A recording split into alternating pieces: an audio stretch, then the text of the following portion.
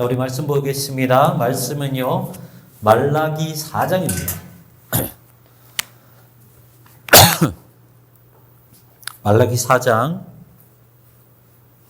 구약성경 제일 마지막이죠. 그리고 제일 마지막 말씀입니다. 말라기 4장 5절과 6절 말씀. 네, 우리 같이 교독하겠습니다. 말라기서 4장 5절 6절 말씀. 자, 찾았어요? 자, 같이 읽도록 하겠습니다. 시작. 보라, 여호와의 크고 두려운 날이 이르기 전에 내가 선지자 엘리야를 너에게 보내리니 그가 아버지의 마음을 자녀에게로 돌이키게 하고 자녀의 마음을 그들의 아버지에게로 돌이키게 하리라. 돌이키지 아니하면 두렵건대 내가 와서 저주로 그 땅을 칠까 하노라 하시니라. 아멘. 다시 한번 기도합니다. 사랑이 많으신 하나님, 거룩하신 하나님 아버지의 말씀 앞에 섭니다. 지난 한 주간 우리의 연약함과 부족함 그리고 모든 죄됨을 주님 아버지 앞에 올리며 나아가오니 말씀을 들을 때 하나님 그 말씀 때문에 우리의 마음이 정결되게 하여 주시옵시고 우리 마음판에 온전히 주님의 그 살아 역사하시는 그 말씀만 새겨질 수 있도록 인도하여 주시옵소서. 우리 마음을 여시되 하나님 아버지를 향한 간절한 마음이 샘솟게 하여 주시옵시고 그래서 하나님 아버지께서 말씀하시는 그 말씀을 땅에 단 하나라도 떨어뜨리지 않고 모두 듣고 마음에 새겨가는 이 귀한 예배의 자리가 되게 하여 주시옵소서. 주님 말씀하시옵소서. 저희가 듣겠나이다. 감사드리며 예수님의 이름으로 기도하옵나이다. 아멘. 아멘. 자, 목사님이 처음부터 안 나와서 되게 당황스러웠죠. 그제는 고맙다잉. 자, 우리 한 칸씩만 조금 더 봅시다. 네, 한 칸씩만. 아예 글 때 그냥 처음부터 올 때 그냥 너희는 그냥 한 칸씩 앞으로 와서 앉아 그냥. 그러면 되는 거야. 자, 여러분들 이제 시작할 때 목사님이 아니어서 약간 뭐 당황하셨을 수도 있겠지만 미리 말씀드리면은 목사님 사모님도요 사실 전도사입니다. 그래서 여기 서서 찬양 인도하고 예배 인도하는 게 사실은 큰 문제는 되지 않아요. 목사님보다 한 학년 이제 후배고요. 이제 그리고 지금까지 우리 하준이 담비 있기 전까지 그냥 사역을 했었어요. 그래서 이제 앞으로도 계속 여러분 예배 인도하면서 나가겠습니다. 찬양 잘하죠? 네. 자, 목사님이 그것 때문에 반해서 결혼해서 지금까지 살고 있어요. 네. 어쨌든 오늘은 이제 대림절 세 번째 주일 이렇게 말씀으로 내가 선지자 엘리야를 보내리니 말씀을 보도록 하겠습니다. 목사님이 이제 석사 공부를 할 때 목사님이 진짜 존경하고 정말 좋아하는 그런 이제 영성 신학, 영성 역사 신학 쪽으로 가르치시는 이 배덕만 교수님이라는 분이 계세요. 이제 그분은 이제 교회 개척도 하시고 이제 강의도 하셨는데 그 목사님께서 어느 날 한 교회에 초빙을 받으셔서 이제 부흥회 같은 거겠죠. 이제 말씀을 전하러 가셨는데 말씀을 전하는 과정 가운데서 이제 그 교회에서 들어진 그런 말씀의 하나가 있었어요. 뭐냐면 그 교회에 이제 신실한 자매가 한 명이 있는데 이제 신실한 자매가 되게 이제 마음에 상처를 입고 실족했다라는 그런 소식을 듣습니다. 왜냐하면은 이 자매가 정말 신앙생활도 열심히 했던 자매예요. 그리고 서울에 좋은 대학을 나왔던 자매예요. 그런데 계속해서 취업을 준비를 하고 시험을 치르는데 계속해서 낙방을 하는 거죠. 너무 신실한 믿음을 가지고 있어서 처음에는 계속해서 믿음으로 버텨보려고 했었대요. 그래, 믿음을 가지고 버텨보자. 기도를 하면서 버텨보자. 그런데 계속해서 이력서를 쓰고 시험을 보고 면접을 보고 준비하는데 계속해서 낙방을 했다는 거예요. 너무 마음이 힘들고 실족했대요. 그런데 더 짜증나는 것이 무엇이냐면 그렇게 실족한 마음 가운데서 말씀을 듣는데 강단에서 울려 퍼지는 목사님의 말씀은 여러분 기도하십시오. 여러분 인내하셔야 됩니다. 여러분들 믿음을 가지고 승리하셔야 돼요. 라는 이 말씀만 계속해서 선포되어지니까 너무 그게 짜증나더라고요. 배동만 교수님이 이제 설교를 하러 가실 때 그 내용을 이미 알고 가셨어요. 그러다 보니까 이 마음속에 너무 불편한 거예요. 과연 그 자매, 지금도 와서 예배를 드릴 텐데 그 자매에게 어떠한 말씀을 들려줄까? 계속해서 성경을 연구하며 묵상하며 하나님의 말씀을 발견하려고 애썼지만 결국 교수님은 그 자매가 있는 그 예배 자리 가운데서 설교를 할 때 결국에는 무엇이라고 고백했냐면, 선포하셨냐면, 성령을 붙잡고 인내합시다. 결국은 이 말씀밖에 못해 드렸다고 해요. 그러면서 교수님은 이제 강의 시간에 그 말씀을 하시면서 정말 고민을 풀어주고 싶고 하나님의 말씀 중에서 해결의 대답을 해주고 싶었지만 이 말밖에 해주지 못해서 너무 마음이 아팠다라고 그렇게 고백을 하셨어요. 아마 이 문제는요, 수많은 그리스도인들의 딜레마이고 문제이기도 하고요, 목사님처럼 수많은 목사님들의 딜레마이기도 합니다. 하나님께서 뭔가 시원한 그런 대답을 해주셨으면 좋겠는데 우리가 신앙생활을 할 때 이런 문제를 닥쳤을 때 그런 대답이 나오지 않는다는 거죠. 자, 오늘 본문에 나오는 이 본문은요, 포로 귀환에서 다시 한번 돌아오는 그 백성들의 스토리입니다. 먼저 여러분들 말씀에 들어가기 전에 이 이스라엘 포로 귀환하고 나서, 그리고 포로가 되고 나서 다시 한번 돌아올 때 그 역사를 조금 아셔야 될 필요가 있어요. 여러분들 아시는 것처럼 이제 아수르 제국이죠. 북이스라엘은 BC 722년에 아수르라는 거대한 제국에 잡아먹히게 됩니다. 포로가 되죠. 그리고 나서 이 아수르 제국 다음에 일어나는 바벨론 제국에 의해서 남유다 역시 BC 586년에 멸망을 하게 됩니다. 그리고 이 영원할 것 같았던 이 바벨론 제국 역시나 BC 539년에 이 페르시아 제국에 의해서 멸망을 하게 됩니다. 이제 이 과정 가운데서 유대 역사, 이 예루살렘, 이 이스라엘의 역사가 어떻게 됐냐면, 처음에 북이스라엘은 아수르 제국에 멸망당해서 넘어가게 되죠. 그런데 이 아수르 제국이 바벨론 제국에 의해서 멸망당하면서 북이스라엘 민족과 남유다 민족은 예전처럼 하나의 공동체를 이루게 됩니다. 그리고 한 민족으로서 바벨론의 포로로 살아가게 돼요. 그리고 그 한 민족으로서 바벨론을 지나서 페르시아의 포로로 살아가게 됩니다. 그런데 여기서 이 세 나라, 이 세 개의 제국이 이제 포로들을 다스리는데 정책이 조금 달랐어요. 아수르와 바벨론 같은 경우는 대개 폭력 정치입니다. 민족성을 말살시키고, 그리고 종교성을 말살시키고, 그리고 그들의 정체성을 완전히 말살시키는 것이 아수르와 바벨론 제국의 정책이었어요. 그런데 이 페르시아 제국 같은 경우는 완전히 달랐다라는 거죠. 완전히 달랐어요. 그들은 종교성도 인정해주고요, 민족성도 인정해줘서 심지어 그 나라에, 너희 나라에 돌아가서 살아라. 너희 나라에 돌아가서 너희의 종교를 섬겨라. 그리고 어느 정도까지였냐면 황실의 재산을 털어주면서까지 종교를 지원했던, 종교 생활을 지원했던 나라가 이 페르시아 제국입니다. 그래서 이 포로 기한이 언제부터 시작이 됐냐면, 바벨론이 멸망을 하고 BC 539년에 페르시아가 일어났을 때 첫 번째 고레스 황제에 의해서 포로 귀환이 약 100년 동안 1차, 2차, 3차 동안 이루어지게 되는 거예요. 지금 그 사건 중에 일부분이 오늘 저와 여러분들이 읽었던 이 본문의 말씀입니다. 이 이스라엘 백성들이 포로에서 귀환을 하고 나서 예루살렘 땅으로 돌아와서 가장 먼저 했던 것이 두 가지가 있어요. 날 봐. 딴 거 보지 말고. 두 가지가 있는데 뭐냐면, 첫 번째는 스룹바벨과 느헤미야를 중심으로 해서 성전을 재건하고 성벽을 재건을 합니다. 그리고 두 번째는 에스라를 중심으로 해서, 눈에 보이는 이제 성전을 재건했다면 에스라를 중심으로 해서 영적인 성전을 재건하기를 시작해요. 영적인 회복을 시작을 하고, 그리고 율법의 회복을 시작을 합니다. 이렇게 외적으로 보이는 성전과 영적인 성전을 가장 먼저 이 포로 귀환 백성들이 일으켜 세웠다라는 거죠. 여기까지 모든 것이 다 좋았어요. 봐요.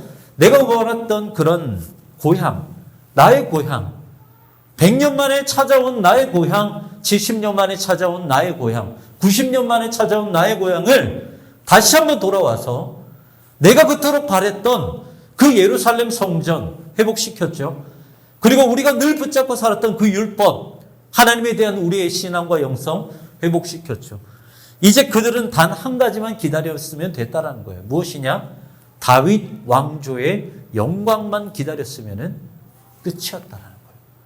이제 우리가 모든 것이 다 돌아왔기 때문에 우리가 다시 한번 하나님의 민족으로서 선민으로 세워질 수 있으려면 단 하나, 다윗의 왕조로 세워지는 것, 그것 하나만 우리에게 이루어지면 된다라는 것. 그 소망을 가지고 이 포로 귀환의 백성들은 살아왔다라는 것입니다. 그런데 소망이 길어지고 길어지면서 이 현실에서 부딪히는 이 낙심과 그런 막막함은 계속해서 커져가기 시작을 했다는 거예요. 소망을 품고 이 땅 가운데 왔지만, 그리고 성전을 짓고 성벽을 짓고 다시 한번 영성을 회복을 했지만 현실은 전혀 달랐다는 거예요. 아무리 노력해도 달라지지 않는다는 거죠. 여전히 페르시아 제국의 포로로 살아왔고요. 그리고 말라기서 3장 11절에 보면 무엇이 기록이 되어 있냐면 자연재해와 메뚜기 떼가 기록이 되어 있어요. 아무리 열심히 농경사회에서 아무리 열심히 농사를 지어도 메뚜기 떼가 와서 모든 것을 다 가져가고, 자연재해 때문에 포도 농사가 되지 않고 가면 갈수록 힘들어지는 것이 그들의 일상이었다는 거죠. 한마디로 수많은 선지자들이 예언했던 그 소망을 품고 이 땅 가운데 와서 그날이 다시 올 거지, 선지자들이 말한 그날이 분명히 올 거야 라고 소망을 품었지만 단 한 차례도 그 소망은 일어나지 않고 현실은 점점 더 어려워지고 있었다라는 것이죠. 그러다 보니까 이 유다 백성들, 이 이스라엘 백성들은 지쳐가기 시작을 했어요. 지쳐가기 시작했어요. 그리고 점점 하나님으로부터 멀어지는 삶을 또 살아가기 시작을 했어요. 이방 사람들과 결혼하기를 시작을 했고요.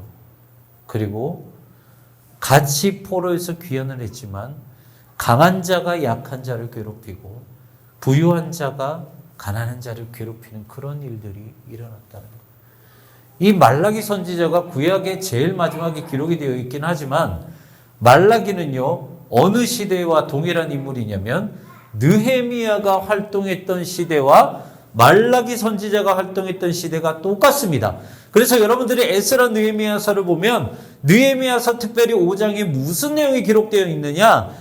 그 당시에 가장 크게 죄를 지었던 것이 바로 두 가지인데, 그 중에 하나가 이방 사람들과 결혼했다는 것이고, 그리고 그 두 번째가 같이 포로에서 귀환을 했지만 가난한 자에게 계속해서 빚을 지게 해서 그들을 노예로 삼았다는 그 문제, 그 크게 두 가지 문제가 에스라 느헤미야서에 기록이 되어 있어요.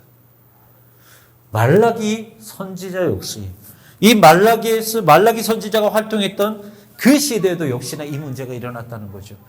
현실 가운데 하나님의 나라가 임하지 않고 다윗 왕조가 임하지 않으니까 이방 사람을 섬기기 시작을 하고 이방 나라와 결혼을 하게 되고, 그리고 계속해서 정의와 공의는 사라지기 시작을 했다라는 거예요. 이렇게 모든 것이 엉망으로 돌아가고 있을 때 이 말라기 선지자는 포로에서 귀환한 백성들에게 이렇게 말을 했어요. 이게 오늘 본문이에요. 보라, 여호와의 크고 두려운 날이 이르기 전에 내가 선지자 엘리야를 너에게 보내리니 그가 아버지의 마음을 자녀에게로 돌이키게 하고 자녀들의 마음을 그들의 아버지에게로 돌이키게 하리라. 만약에 너희가 돌이키지 아니하면 내가 와서 저주로 그 땅을 치겠다. 여러분들 이 말씀을 들을 때 어떠세요? 답답한 그 상황 가운데에서 아무것도 해결하지 못했어요. 성전을 짓고 영성으로 회복하자 에스라가 말씀을 선포한 그 모든 사건들이 다 일어났는데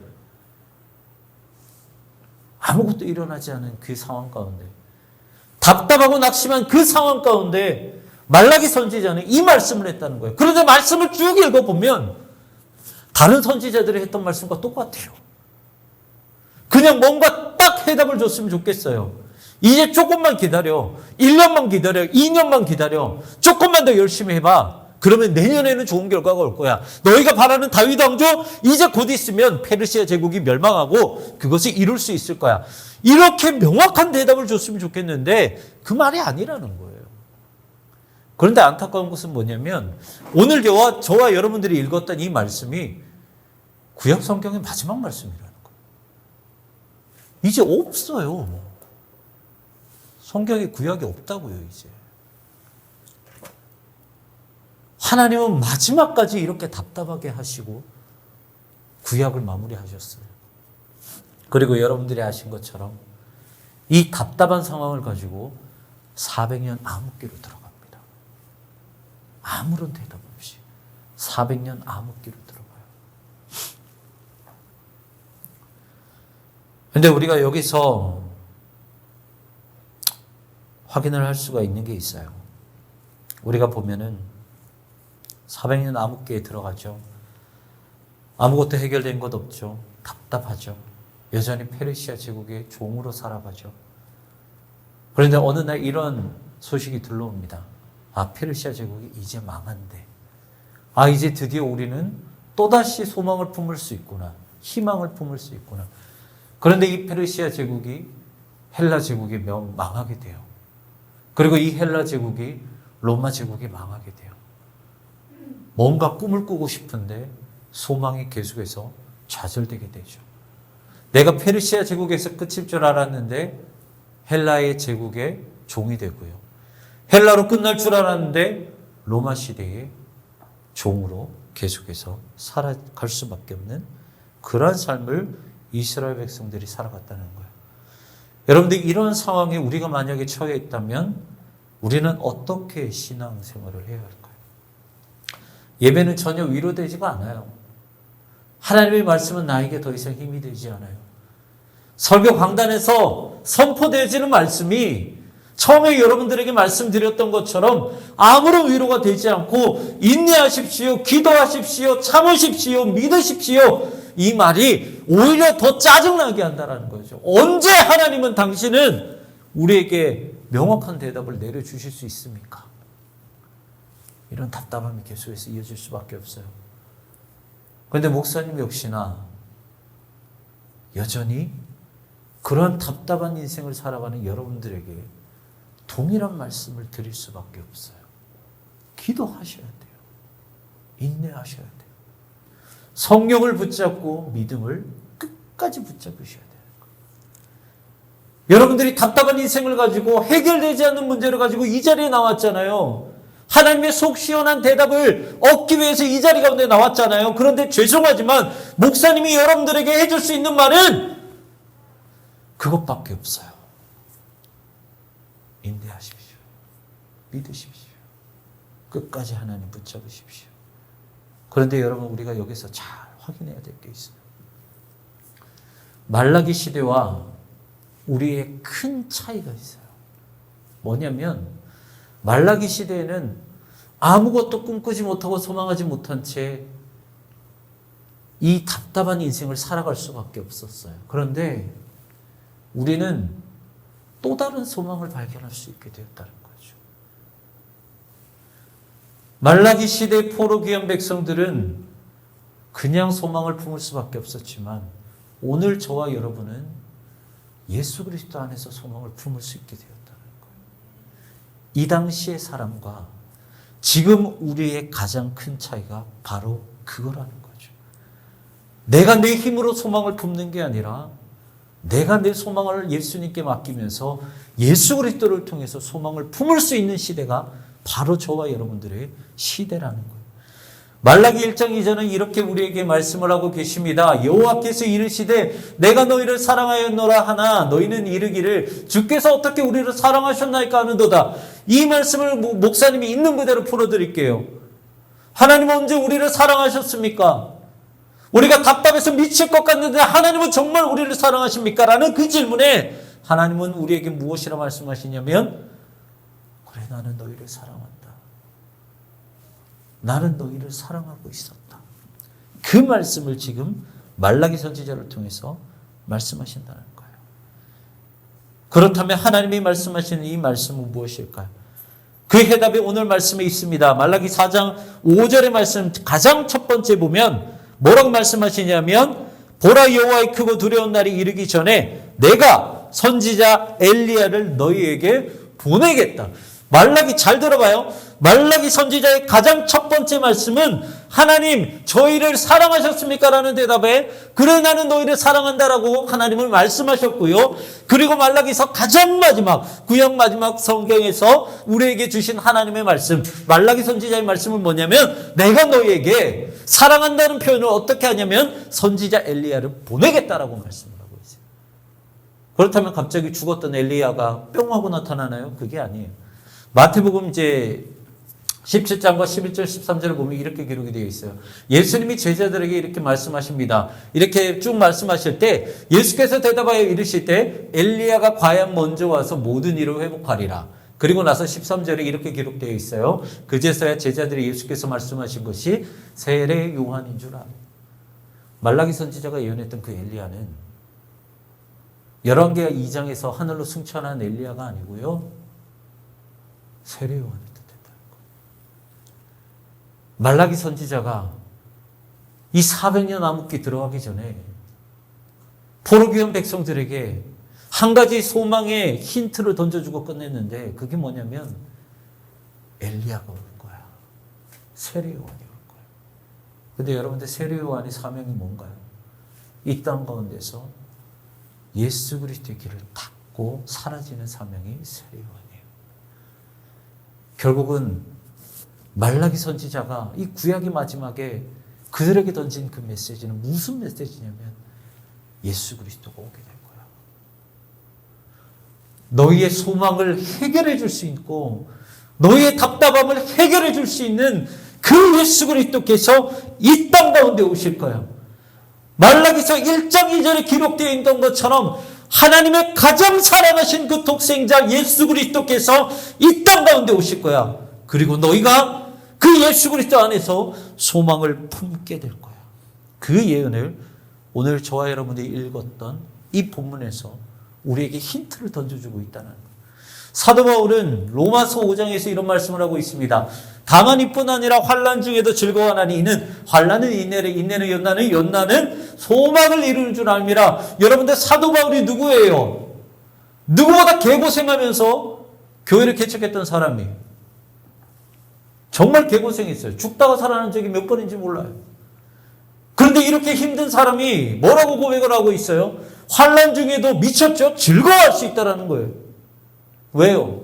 환난은 결국은 소망을 만들기 때문에. 여러분들 사도 바울이 이렇게 환난 가운데서도 소망을 품을 수 있었던 이유가 뭐예요? 인기가 많아서 그럴까요? 돈이 많아서? 권력이 많아서? 여러분들 사도 바울 겁나게 부자예요?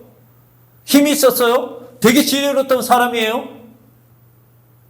그리고 율법학자에서도 거의 석학에 해당되었던 사람이에요? 뭐가 부족해요? 그리고 개척을 몇 개나 했어요? 어마어마하게 했어요. 인기는 얼마나 많아요? 어딜 가나 다 대접을 받았을 거라는 거죠. 근데 사도 바울이 이 모든 것들 때문에 환난 중에 나는 즐거워할 수 있다라고 고백을 했을까요? 아니요. 사도 바울이 환난 중에도 즐거워할 수 있었던 이유, 환난에도 불구하고 소망을 품을 수 있었던 이유는 그 마음 가운데 예수 그리스도 외에 다른 그 모든 것들은 배설물로 여겼기 때문이라는 거예요. 예수 그리스도 안에서 소망을 품었기 때문에 사도 바울은 환난 가운데서도 즐거움을 고백할 수 있었다는 거죠. 여러분들 우리가 아무리 400년 암흑기를 하더라도 하나님은 단 한순간도 여러분들 일을 멈추지 않으시는 분이에요. 잘 들어요. 400년 암흑기를 할지라도 여러분들 이 말라기에서요, 구약에서 신약 넘어오는데 한 장이에요. 되게 얇은 종이, 성경책 되게 좁죠. 한 장이에요. 그런데 이 한 장이 400년이라는 시간이 담겨 있어요. 하나님 우리에게 응답하지 않은 그 400년. 하나님 계속해서 우리를 답답하게 몰아넣으신 그 400년. 그 400년이 구약과 신약 사이 이 한 장에 기록이 되어 있다는. 우리는 그렇게 생각할 수 있죠. 하나님 일하지 않으시는구나. 하나님 우리를 버리셨구나. 그런데 하나님은 400년 동안 여전히 일하셨음을 우리가 알 수 있어요. 어디서 알 수 있느냐? 족보에서 알 수 있어요. 마태복음 1장에 족보가 여러 족보가 나옵니다. 그 중에 목사님이 한 부분을 가지고 왔어요. 13절부터 16절까지는 스룹바벨부터 요셉의 아버지인 야곱까지의 족보가 쭉 나와 있습니다. 그런데요, 여기에서 성경에 나온, 구약에 나온 인물은 스룹바벨 한 명밖에 없어요. 그렇다면 여러분들, 아비웃부터 야곱까지 그 사람들은 어디에 기록이 되어 있다는 거예요? 아무것도 대답하지 않으셨을 것 같은 암흑기 400년 동안 하나님은 변함없이 계속해서 일을 하셨다는 증거가 바로 이 족보예요. 왜요? 이 다윗의 족보를 통해 예수 그리스도께서 오셨기 때문에. 말라기 선지자가 가장 나중에 예언했던 그 하나님의 소망, 400년의 그 암흑기 동안 아무것도 일어나지 않을 것 같았지만, 하지만 하나님은 말라기 선지자를 통해서 예언하셨던, 약속하셨던 그 약속을 400년 동안 계속해서 이루어 가셨고요. 그리고 400년이 지난 그 마지막 이 신약 성경 마태복음 통해서 우리에게 전해주신 말씀이 예수 그리스도의 복음을 우리에게 허락하셨다는 거예요. 여러분들, 그것이 우리의 소망이 아니면 무엇이 소망이겠습니까? 여러분들, 우리가 답답할 수 있어요. 힘들 수 있어요. 그런데 아무런 대답이 없을 것 같은 그 순간에도 하나님은 여러분들을 위해, 여러분들이 가져야 될 소망을 위해, 하나님이 여러분들에게 하셨던 그 약속을 위해 하나님은 단 한순간도 일을 하지 않으셨음을 여러분들 기억하셨으면 좋겠어요. 지난 금요일에 수능 성적이 나왔죠. 이번에 수능 정말 힘들어요. 심지어 여러분들 수능 합격자, 만점자가 재수생이에요. 그러니까 초시 쳤던 애들은 만점자가 한 명도 안 나왔다는 거죠. 너무 힘들었어. 어려웠어요. 그런데 그게 우리에게 우리의 소망을 뺏어갈 수 있어요. 여러분들 고등학교 시절에 그 어려운 내신과 어려운 그 시험들이 우리의 희망을 뺏어갈 수 있다는 거예요. 뭔가 나아질 줄 알았는데 아무것도 나아지지 않아서 우리의 희망을 가져가고 소망을 가져갈 수 있다는 거예요. 하나님 나에게 왜 응답하지 않으십니까? 하나님 아버지 나에게 무슨 대답을 주시옵소서. 속 시원한 것을 좀 주시옵소서. 아무것도 주시지 않아요. 그때 여러분들이 해야 될 것은 낙심이 아닙니다. 변함없이 예수 그리스도 안에서 소망을 품는 거예요. 여러분들, 그 사랑을 다시 한번 증명하기 위해서 우리는 대림절을 보냅니다. 400년 암흑기가 아니라 하나님은 우리를 위해 평생토록 일하시고 계시는구나. 그것을 예수 그리스도를 통해서 우리에게 알려주신 그 기간이 대림절이라는 거예요. 여러분들, 우리의 이 시간 기도했으면 좋겠어요. 하나님, 답답합니다. 너무 지치고 힘들면서 이렇게 공부하기도 하고요, 기도하기도 하고 정말 애쓰기도 하는데 내 안에 풀리지 않는 그 문제들은 끊임없이 나를 억누르고 나를 힘들게 합니다. 하지만 주님, 그 답답한 상황 가운데서도 하나님은 일하시는 분이십니다. 그것을 우리의 입술로 고백하게 하시고 그 믿음을 주님은 우리가 끝까지 붙잡게 하여 주시옵시고, 우리가 예수 그리스도 안에서 나의 능력이 아니라 예수 그리스도 안에서 그 소망을 품을 수 있도록 하나님 우리를 붙잡아 주시옵소서. 우리를 제발 붙잡아 주시옵소서. 그러한 대림절이 될 수 있도록 주님 인도하여 주시옵소서. 이 시간 간절한 심령으로 주님 아버지 앞에 기도하며 나아가겠습니다.